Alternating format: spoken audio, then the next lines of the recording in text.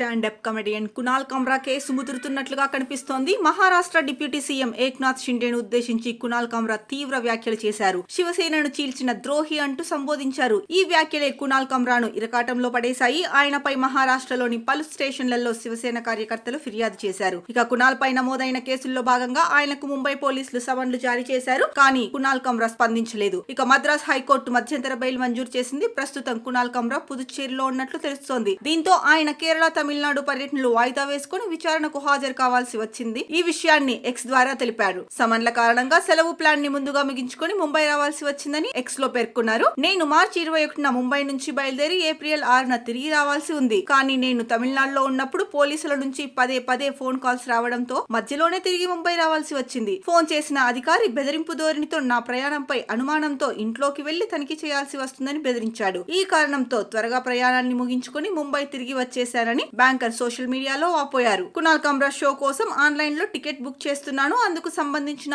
ఆధారాలు నా దగ్గర ఉన్నాయి. కునాల్ వీడియోను ఎడిట్ చేశారని పోలీసులు అంటున్నారు. అయినా షో వీడియోను నాకు ఎడిటింగ్ కోసం ఎందుకు అప్పగిస్తారని బ్యాంకర్ ప్రశ్నించారు. తన షో కారణంగా అసౌకర్యానికి గురైన ప్రేక్షకులకు కునాల్ కమ్రా క్షమాపణలు చెప్పారు. విచారణ తర్వాత ప్రయాణ ఏర్పాట్లు చేస్తారని బ్యాంకర్ కు కునాల్ ఆఫర్ ప్రకటించారు. తనకు మెయిల్ చేయాలని, దేశంలో ఎక్కడికైనా తదుపరి ప్రయాణ ఏర్పాట్లు చేస్తారని కునాల్ హామీ ఇచ్చారు. ఇదిలా ఉంటే ప్రేక్షకులకు నోటీసులు జారీ చేసినట్లు వచ్చిన వార్తలను ముంబై పోలీసులు ఖండించారు. తాము ఎవరికీ నోటీసులు జారీ చేయలేదని, కేవలం సాక్షిగా మాత్రమే బ్యాంకర్ ను పిలిచినట్లు స్పష్టం చేశారు. దర్యాప్తు అధికారి ఫోన్ చేసి పోలీస్ స్టేషన్ లో కలవమని మాత్రమే చెప్పారని, అనంతరం కొన్ని పరిణామాల తర్వాత తిరిగి బ్యాంకర్ కు ఫోన్ చేసి వెంటనే హాజరు కావాల్సిన అవసరం లేదని చెప్పినట్లుగా తెలిపారు. అవసరమైనప్పుడు కాల్ చేసి స్టేట్మెంట్ ను తీసుకుంటామని బ్యాంకర్ కు అధికారి చెప్పినట్లుగా ముంబై పోలీసులు పేర్కొన్నారు.